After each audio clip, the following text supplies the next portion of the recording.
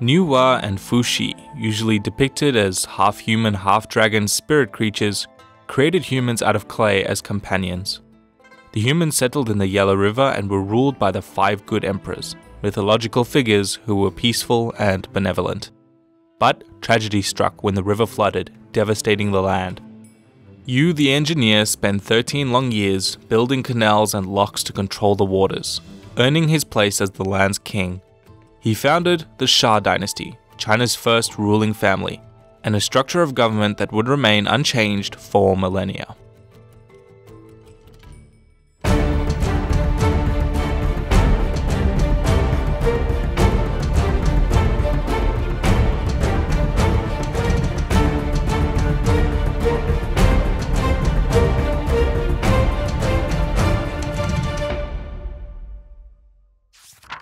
In the words of John Green, an open letter to the Shah dynasty. Dear Shah dynasty, why you gotta be so fictional? Yeah, the Shah dynasty is largely considered mythological at this point, but may be intertwined with some real events, considering how much the later Chinese scholars wrote about them. Speaking of writing, the Chinese were really good at it. They developed their own famous pictograph-based system concurrently without any outside influences. But they looked a lot more like this than this. In any case, humans settled in the Yellow River Valley, forming numerous cultures which is collectively called the Yellow River Civilization. The myth of Yu the engineer likely began with this early civilization's attempts to control the flooding of the river. These settlers are what we now call the Han, although they didn't refer to themselves as that for at least a few centuries. They were surrounded by numerous other peoples to their south, north, and west. The first Chinese state to be supported by historical evidence is the Shang. The story goes that the Shang were one of the member states of the Shah dynasty and rose up to overthrow the last Shah emperor under their leader King Tang. Tang defeated the forces of the Shah during a storm at the Battle of Mingtao. The storm was seen as a sign that the spirits were blessing his overthrow of the dynasty. In 1046 BC, the Shang were overthrown by the Zhao, which is China's longest-lasting dynasty. It is speculated that the name for China in the Mandarin language comes from this period. The Zhao ruled the kingdom under a quasi-feudal system, meaning that power was given to regional warlords, all of whom pledged fealty to the king. This means that the king's power depends on keeping the lords happy, which King Yu did not. He exiled his wife, whom he had married for political reasons, and the state she came from rose up in revolt. They deposed the king and installed his son Ping to the throne, but merely as a figurehead with no real authority, as regional warlords began crowning themselves kings over their own states. Chroniclers refer to this time as the period of spring and autumn. It doesn't translate well into English. Soon a rivalry would emerge among these states for control of all China, beginning the Warring States period, and a collapse of any centralized control. Warring became so fierce in fact that the local kings began building compacted earth fortifications on their mutual borders to deter invasions from rival states. Fighting ended in 221 BC when the Qin finally defeated the rest and unified China once more. The Qin dynasty didn't last very long, but they did have absolute authority. Agriculture and herding were regulated and everyone paid their taxes, but they did have a weird fear of books for some reason. The teachings of Confucius became very popular and his brand of philosophy began having huge impacts on Chinese society. In response to the growing power of the Xiongnu, the ancestors of the Mongols, Emperor Qin Shi Huang began joining parts of the Warring States' walls at strategic weak points in the border. This would be the first foundations of China's Great Wall. The walls continued to be expanded upon using hundreds and thousands of slave laborers and soldiers over successive centuries to protect the empire from various other nomadic raiders. Qin Shi Huang became deranged and senile in his old age and became obsessed with finding a cure for death to allow him to attain immortality. He traveled far and wide and spent a small fortune on alchemy, medicines, and potions, one of which killed him. The succession of the emperor caused a crisis when the nobles attempted to crown his son and control him as a puppet, causing the country to erupt into a civil war between rival states. The Han state was victorious, which began the rule of the Han dynasty, famous for inventing paper, which is apparently what people used to write things on. During the Unification War, the rulers of the Yu state fled to the south in exile, where they set up their own kingdoms, the Nan-Yu and the Min-Yu, stretching all the way to modern Vietnam. The Han began a period of aggressive foreign policy under Emperor Wu, conquering both the Yu kingdoms in the south and going to war with the Xiongnu Confederation in the north, annexing vast amounts of the ethnic Turkic Tarim Basin. This extremely rapid expansion into Central Asia gave China its first contacts with the numerous nomadic tribes of the inner steppes, attracting many merchants to the lucrative corridor between East and West. It was the beginning of the Silk Road. It was during the Han that China experienced its golden age. Great strides were made in developing art, culture, and science that would come to shape almost everything we know about Oriental culture today. A new religion making its way down the Silk Road began taking its own shape in the southwest. It is known to us as Buddhism. In the year 9, the Han dynasty was briefly interrupted by a usurper named Wang Mang, who seized power from the Han in an attempt to establish his own dynasty, and he would have been successful were it not for his reforms to distribute land equally among the populace. He lost his territories in the west and was deposed by a mob after only 13 years of rule. I guess nobody told him it was way too early for China's communist revolution. The Han eventually defeated the Xiongnu after generations of fighting and expanded their trade with the West. They eventually split into 3 rival kingdoms in 222 and briefly reunited under the Jin dynasty in 280, but the northern section rebelled against their rule by the so-called 5 barbarians, which the southerners called the 16 kingdoms. But both the south and the north were unstable and changed ruling families too many times to name. The Sui came to power as successors to the Zhao state and unified China again in 589, while the Gokturks rose to power in the central steppes. The Tang succeeded the Sui and expanded the empire. They subjugated the Gokturks in the north, conquered the Koreans in Goryeo, and solidified their iron hold in Southwest Asia. Tang China spread its influence over all the rest of Asia in China's second golden age. They were famous for introducing land reforms called the Fubing system, which is again a flirtatious experiment with communism. I can see where this is going. The reforms were albeit successful, and the economic boom allowed for the budget of a standing army. If you're thinking to yourself that all this prosperity is too good to be true, then you'd be right. In 906, China collapsed again due to the power of regional warlords.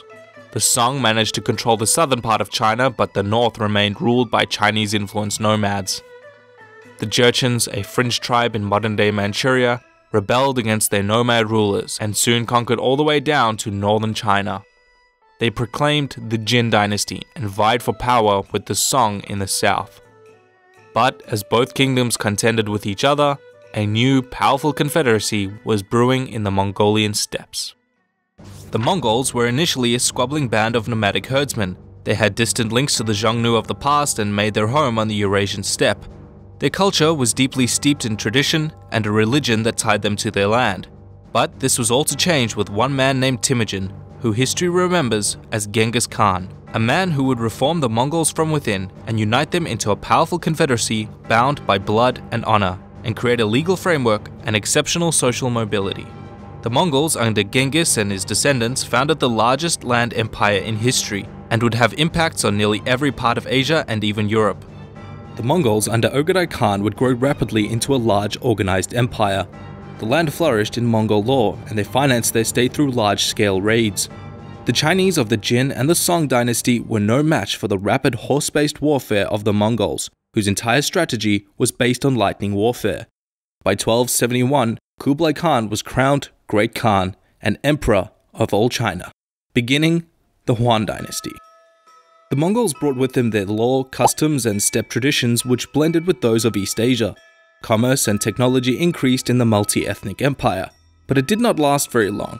An inflation crisis due to the overissue of Mongol currency, as well as quite a few earthquakes, started to make the Chinese question whether heaven really wanted the Yuan Mongols to rule, and soon an all-out revolt ensued, with Huanzhang driving the Mongols back to Central Asia and crowning himself the first Ming emperor. The last two dynasties of China were the Ming and the Qing. Both presided over China's early modern period and shared similarities in policy. 1. Isolationism. Both dynasties pursued aggressive self-defense measures amid quite a lot of xenophobia. This manifested in the cutting of funding to the navy to fund other projects such as the Great Wall. 2. Both had terrible mismanagement of money. Being unwilling to trade with foreign powers beyond the port of Canton led to an increased self-reliance and decreased sphere of influence. 3. Both failed to recognize the threat of foreign powers in their waters, all of whom would play a direct role in collapsing the dynastical system by the turn of the century. China's unwillingness to modernize and trade with the West would lead indirectly to the Opium Wars and the Taiping Rebellion by parties like the British, French, and Japanese, who had a vested interest in opening up China to trade and Christianity. This in turn would spark the Boxer Rebellion as a counter-revolt against foreign influence in China. The Qing had dealt with none of these problems well enough, and soon revolts were more common than peace. Critiques view the failure of the Qing as the century of humiliation. In 1912, the Qin collapsed, and China fractured into numerous pieces of independent states called cliques, also known as the Warlord era. China would need to unify, and to do that a republican movement under Sun Yat-sen allied with the communists under the CCP to fight the warlords on a united front. This went about as well as you would expect, with Kuomintang leader Chiang Kai-shek purging and executing communists en masse, breaking the fragile alliance. Soon, it was civil war, and the CCP were on the brink of annihilation. Were it not for a near miraculous retreat of thousands of kilometers under Mao Zedong, called the Long March. This incredible journey helped recruit new members, but the war had to be put on hold in 1932, when the Imperial Japanese Army invaded the Manchurian cliques and were now at the doorstep of China proper. With the threat of the Japanese, the two sides formed a united Second Front. The Japanese army invaded China in 1937 after a fabricated Chinese skirmish at the Marco Polo Bridge in Beijing. The war was tragic for the Chinese, with the second highest casualties of the entire Second World War. Millions of civilians and soldiers lost their lives for a state that did not technically exist. The ill-prepared and badly led Chinese armies were no match for the strict discipline of the Japanese Imperial Army, with many blunders during the invasion. At one point, the Republican Army even accidentally drowning 500,000 people while flooding the Yellow River in an attempt to halt the Japanese advance. After a 3-month-long siege at Shanghai, the devastated Republican Army retreated to the capital at Nanking, which fell to the Japanese on the 13th of December. An event you probably haven't heard about in the West known as the Rape of Nanking. The Japanese were so senselessly brutal to the Chinese that the Nazi ambassador was the voice of reason and is now celebrated as a hero in China. His letters and journals from the time tell of how up to 300,000 people were raped and murdered during the occupation. There were even contests to see which officers could behead 100 people with their swords in the fastest time, the results of which were printed in Japanese newspapers with the same tone that you would expect to see when reporting on a baseball game. Why has this event been mostly forgotten to history and in some cases flat out denied? When you're done here, head on over to my channel to find out. Please be sure to check out Knowing Better's channel in the link below for more on how entrenched the events at Nanking became on the collective Chinese psyche. Japan's war was stunningly successful. However, they began losing a lot of ground by 1945, since they were now fighting a four-front war. The stunning successes of the Communist Army and the failures of the Republican Army against the Japanese meant that the CCP was on much better footing in the minds of the people. The massive conflict had been an opportunity for Mao to prove his devotion to China, and millions flocked to his side. China's civil war resumed not long after, and with the help of the Soviet army in northern China, the tide turned in the CCP's favor. The Kuomintang's Republican Army were forced to retreat to the island of Taiwan, which still calls itself the Republic of China to this day. China was declared the People's Republic in 1949, with Mao named Supreme Chairman.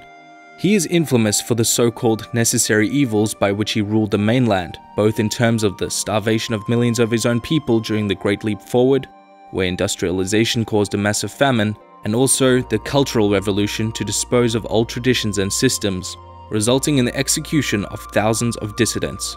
A controversial figure in both the West and the East, seen as both tyrant and liberator. China seemed like an ally of the Soviet Union during the Cold War, especially during their involvement in the Korean and Vietnam Wars against the West, but in reality, Sino-Soviet relations grew ever more antagonistic, reflecting their isolationist past. Much changed after Mao's death, and the government began to relinquish controls over the planned economy. However, the same year the Berlin Wall fell, when calls for democracy sparked protests in the Tiananmen Square, the Chinese government revealed to the world that they had not weakened and were not going to collapse like other socialist states, by firing on their own people. A more mixed economy of socialism and capitalism triumphed, and soon China's economy began to grow and industrialize at a rapid rate, becoming the first nation to surpass a population of 1 billion. Modern China experienced an even further modernization, becoming the world's manufacturing powerhouse for both low and high-quality products. However, even though economically China became more open, culturally they remained well and truly closed, with modern China being one of the most culturally isolated nations in the world. So much so that this video is illegal there. Ladrones, the island of thieves. This was the name given by the Spanish and the Portuguese to the area around Hong Kong, which was filled with pirates, crawling with miscreants and smugglers and all manner of barbary. The traders made deals with the imperial government in exchange for rooting out these pirates, and in doing so established favourable trade conditions with the Chinese, and a permanent settlement in Macau. The names of these pirates are still famous in the Pearl River Delta: Zhang Yi and his wife Madame Zheng, who ruled the pirate confederations and the enormous Red Flag Fleet. Before the British arrived, Hong Kong was mostly a small fishing community and occasional haven for pirates. They had come to buy Chinese goods such as tea and porcelain, which was highly prized back in England. The conservative Chinese government, however, restricted trade with foreigners to the port of Canton, or Guangzhou, and local officials taxed imports at very high rates. The bankrupt East India Trading Company soon found itself at a huge trade imbalance, buying highly prized Chinese goods with the only payment the Chinese would accept: silver. In an effort to correct this imbalance, the British began smuggling opium into Canton, which is the only thing the Chinese were interested in buying. This effectively reversed the trade imbalance and created an epidemic of opium addicts. Things soon spiraled wildly out of control when the Chinese clamped down and destroyed British opium without compensation and cut off food supply to the traders in an effort to drive them away. So the British decided to leave. Just kidding, they stayed and were eventually attacked by Chinese ships on the island of Hong Kong. Now, I don't think the Chinese are aware that you just don't mess with the British Navy in the 19th century. The British sent in ships and soon won the so-called Opium War, and China was forced to hand over Hong Kong Island to the British, as well as abolish the Canton-style import taxes and open more trading ports. The first British institutions began showing up, mostly churches and missions to spread Christianity. When mainland China became embroiled in conflict, the British invaded Beijing in an attempt to force a handover of the Kowloon Peninsula to give Hong Kong Island a buffer zone. And then, in 1989, they leased the new territory surrounding the area for a period of 99 years, or as good as forever. As Hong Kong grew, it began heavily westernizing in education, government, and even culture. The differences between Hong Kong and China began growing as the mainland became more and more unstable. Hong Kong's defining moment came during the Second World War, in which it was invaded and occupied for 3 years by the Japanese. More than 1 million people fled or were deported by the Japanese, who ruled Hong Kong directly by the military. British rule was then re-established after the Japanese Empire was defeated, although it was now a shadow of its former glory. However, its saving grace came with the Chinese Civil War, after which many of the wealthy business owners fled the communists and took refuge in nearby Hong Kong. As the prosperity of a nearly unregulated capitalist society took hold, so too did inequality skyrocket, and hundreds of thousands flocked to the prosperous island, living in poverty and extremely dense living quarters. Fires and diseases were rampant. When the West blockaded trade with China for its support of North Korea in the Korean War, Hong Kong had to do a complete 180 on its economy. Hong Kong's wealthy white-collar elite turned to finance, consultancy, electronics, and manufacturing, which caused a huge boom in prosperity. Hong Kong became ridiculously wealthy in the next few decades and earned its nickname the Pearl of the Orient. In the 70s, it became much more progressive, with landmarks such as equal pay for men and women, and social programs to subsidize education. Life expectancy rose and corruption fell. Uncertainty over Hong Kong's future began with the lead up to the lease expiry in 1997, in which China demanded not only the new territories, but Hong Kong Island as well. At the negotiation table, Margaret Thatcher secured a deal on the One China, Two Systems policy, by which Hong Kong would remain largely self-governing for a 50-year handover period. So, as it remains today, Hong Kong is still largely independent, with its own economy, currency, passport, and is functionally a country for all intents and purposes. However, nobody really knows what will happen after the handover is completed in 2047.